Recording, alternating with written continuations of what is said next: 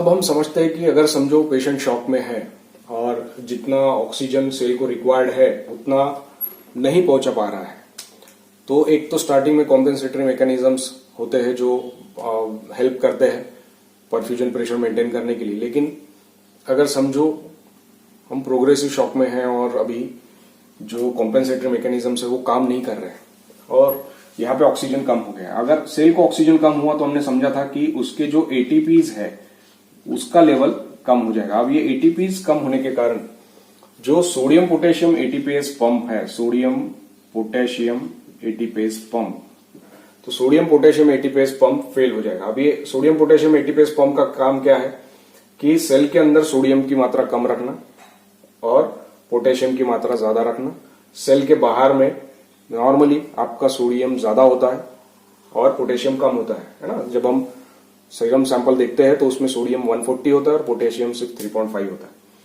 तो जब ये आपका sodium potassium ATPase pump fail हो गया तो सेल के अंदर सोडियम बढ़ जाएगा, है ना। तो ये सेल के अंदर बहुत ज्यादा सोडियम जमा रहेगा, जिसके कारण से जब से हमने ऑस्मोलैरिटी के साथ में समझा था कि जहां जहां सोडियम जाता है वहां वहां वाटर भी जाता है, तो इसके अंदर में पानी आ जाएगा और पानी आने के कारण जो सेल का साइज है वो बढ़ जाएगा।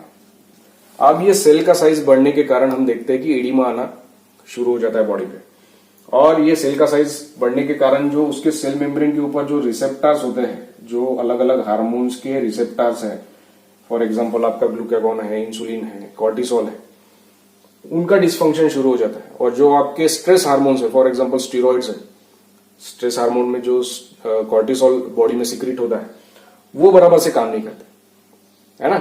तो जो आपके इमरजेंसी मैनेजमेंट ऑफ शॉक के लिए कॉम्पेंसेटरी मैकेनिज्म में जो भी हार्मोन्स सिक्रीट होते हैं वो काम नहीं कर रहे हैं, और ये सेल एडिमा होने के कारण, अंदर बहुत ज्यादा सोडियम होने के कारण बॉडी के अंदर, ये सेल के अंदर कैल्शियम भी बढ़ जाता है। अब ये जो कैल्शियम बढ़ता है ये बॉडी को डैमेज करता है। इसके कारण से लाइसोजाइम एंजाइम्स सेल के अंदर सिक्रीट होते हैं, और लाइसोजाइम एंजाइम्स सेल के अंदर सिक्रीट होने के कारण ये सेल डेथ होना शुरू हो जाता है ना। तो जैसे ही ये सेल डेथ होगा, अगर किसी एक पर्टिकुलर ऑर्गन का ब्लड सप्लाई, ऑक्सीजन सप्लाई कम हुआ है तो वो ऑक्सीजन कम होने के कारण सेल डेथ होंगे, और सेल डेथ होने के कारण हमको उसके डिसफंक्शन के साइंस दिखेंगे, ऑर्गन डिसफंक्शन की तरफ जाएगा। और जब बहुत ज्यादा देर के लिए ऑक्सीजन का सप्लाई कम रहता है तो हमने देखा कि मल्टी ऑर्गन डिसफंक्शन होता है ना, मल्टीपल ऑर्गन्स में डिसफंक्शन आता है, और जिसको हम एमओडीएस कहते हैं, एमओडीएस में बच्चा जाता है।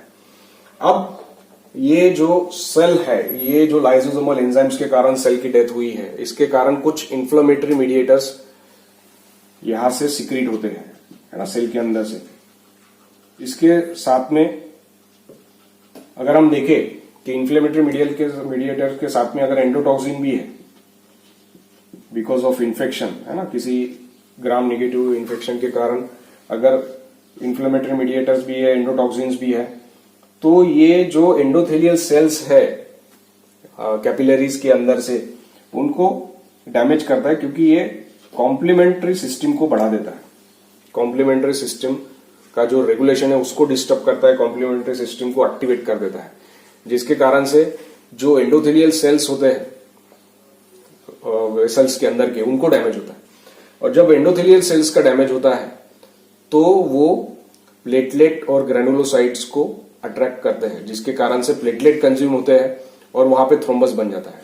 अब ये थ्रोम्बस बनते वक्त बहुत सारा वो कोआगुलेंट फैक्टर्स है उसको भी कंज्यूम कर लेते हैं, तो वहां पे प्लेटलेट भी कम होते हैं, और जो कोएगुलेशन के लिए जरूरी है क्लॉटिंग फैक्टर्स है वो भी कंज्यूम हो जाते हैं, जिसके कारण से ब्लीडिंग टेंडेंसी हम देखते हैं कि जब शॉक प्रोग्रेसिव स्टेट में रहता है तो ब्लीडिंग टेंडेंसी रहती है। साथ ही ये कुछ प्रो कोएगुलेंट को भी रिलीज करता है, और इसके कारण से जल्दी जल्दी थ्रोम्बोसिस भी बनता है। तो एक तरफ हम देखते हैं कि ब्लीडिंग भी हो रहा है, और एक तरफ हम देखते हैं कि छोटे छोटे क्लॉट्स भी जगह जगह तैयार हो रहे हैं, जिसको हम कहते हैं DIC, डिसेमिनेटेड इंट्रावेस्कुलर कोएगुलेशन। तो ये कंडीशन शॉक में हम देखने को मिलते हैं कि एक तरफ तो ब्लीडिंग टेंडेंसी भी है, और एक तरफ हम देखते हैं कि क्लॉटिंग भी हो रहा है। दूसरा, जब ये सब प्रोसेस होता है और हमने देखा कि ऑक्सीजन कम होने के कारण बॉडी में लैक्टिक एसिड जनरेट होता है, अब ये लैक्टिक एसिड के कारण से जो है high anion gap metabolic acidosis हमको शॉक में दिखता है। ये मेटाबॉलिक एसिडोसिस फिर से वासोकंस्ट्रिक्शन को स्टिमुलेट करता है। समझते हैं कि अगर शॉक है तो बॉडी उसको कैसे कॉम्पेंसेट करने की कोशिश करती है। फॉर एग्जाम्पल, अगर समझो कार्डियक आउटपुट कम हो गया शॉक के कारण, तो जो बैरो रिसेप्टर्स है, जो कैरोटिड के अंदर जो बैरो रिसेप्टर्स होते हैं, तो वो एक्टिवेट हो जाते हैं। वो एक्टिवेट होने के कारण बहुत सारे हार्मोन्स बॉडी में सीक्रेट होते हैं। फॉर एग्जाम्पल, एपिनेफ्रिन है, नॉरएपिनेफ्रिन है, कॉर्टिसोल है, डोपामिन है, ये बॉडी में बढ़ जाते हैं। और ये बॉडी में बढ़ने के बाद में, जैसा हमने समझा था कि मेन जो कॉम्पेंसेटरी मैकेनिज्म है, देखते हैं कि अगर एक स्ट्रोक वॉल्यूम ऑफ ब्लड ज्यादा इजेक्ट नहीं हो रहा तो बॉडी हार्ट रेट बढ़ा देती है। तो एड्रेनालिन, नॉर एड्रेनालिन जो भी हार्मोन सीक्रेट होते हैं बॉडी में, वो आपके हार्ट रेट को बढ़ा देते हैं और हार्ट रेट बढ़ने के कारण फिर कार्डियक आउटपुट कुछ समय के लिए मेंटेन रहता है। साथ ही ये जो हार्मोन्स है, ये पेरिफेरल वासोकंस्ट्रिक्शन कहते हैं। पेरिफेरल वासोकंस्ट्रिक्शन मतलब जो आर्टेरियोल्स है उसको कॉन्ट्रैक्ट कर लेते हैं, और आर्टेरियल को कॉन्ट्रैक्ट करने के कारण जो मीन आर्टेरियल प्रेशर है वो थोड़ा सा बढ़ जाता है, जिसके कारण से परफ्यूजन प्रेशर कुछ देर के लिए मेंटेन रहता है। और जो वेनस कॉन्ट्रैक्शन भी ये हार्मोन करता है, जिसके कारण से जो वेनस रिटर्न है right side of the heart में वो बढ़ जाता है। और वेनस रिटर्न बढ़ने के कारण प्रीलोड बढ़ता है, और प्रीलोड बढ़ने के कारण फिर जो स्ट्रोक वॉल्यूम है उसको मेंटेन करने में हेल्प होता है। दूसरा, यहां पे जो हमने देखा है कि जब बहुत देर के लिए शॉक रहता है तो एंटी डायूरेटिक हार्मोन सीक्रेट हो जाता है।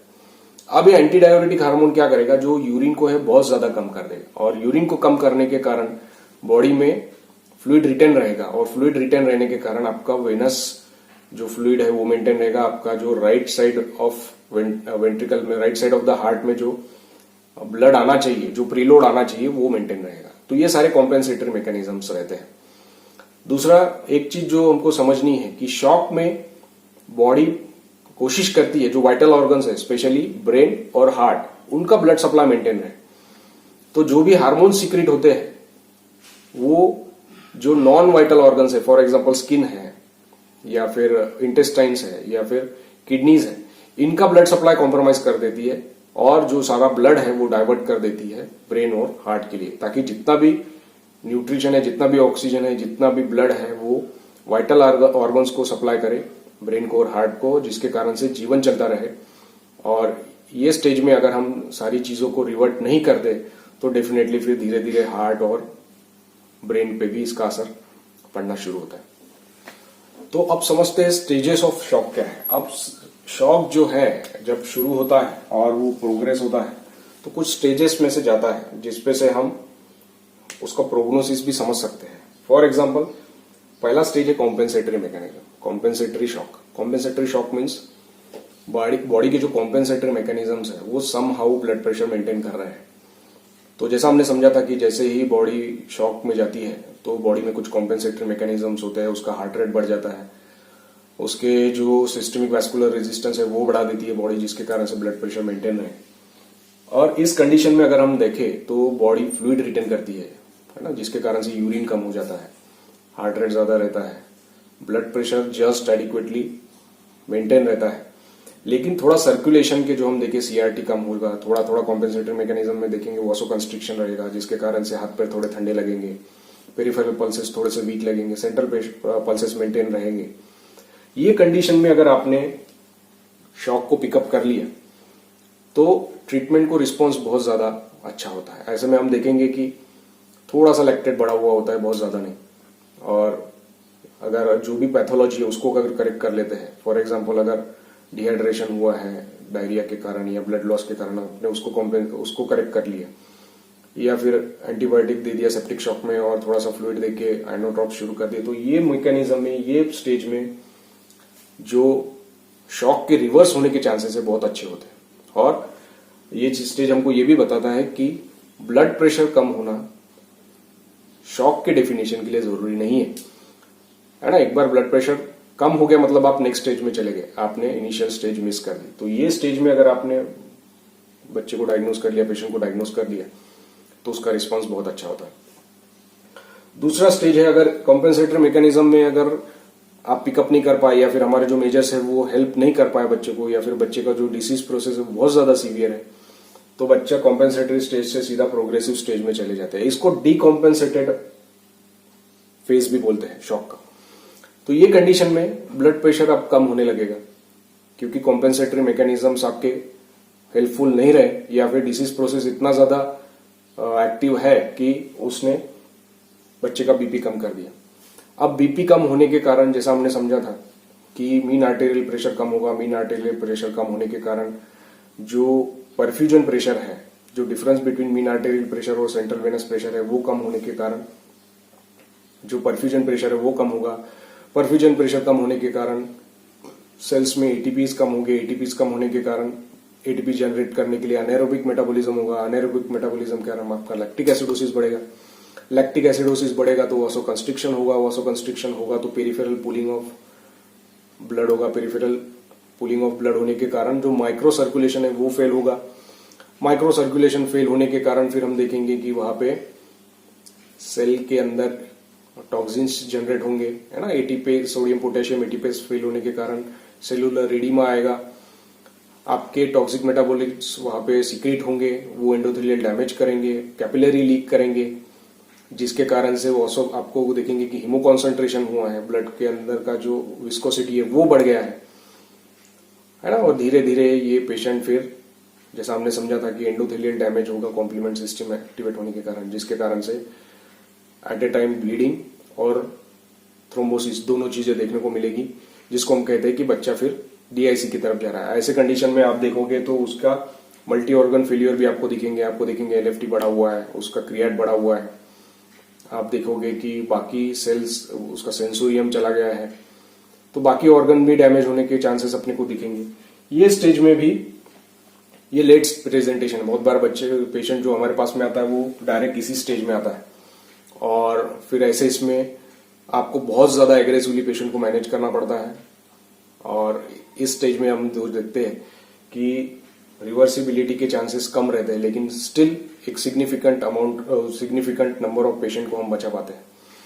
तो ये स्टेज में भी अगर हम पेशेंट को नहीं बचा पाए, या फिर पेशेंट इसके बाद के स्टेज में आपके पास में आता है जिसको कहते हैं इरिवर्सिबल या फिर रिफ्रैक्टरी शॉक, तो ऐसे कंडीशन में जो सेल के लेवल पे डैमेज काफी ज्यादा हो चुका है, जो आपका एटीपीज है एडिनोसिन ट्राइफॉस्फेट, ये कन्वर्ट हो चुका है एडिनोसिन में। अब ये जो एडिनोसिन है, ये एटीपी सेल के बाहर नहीं जा सकता, लेकिन एडिनोसिन जा सकता।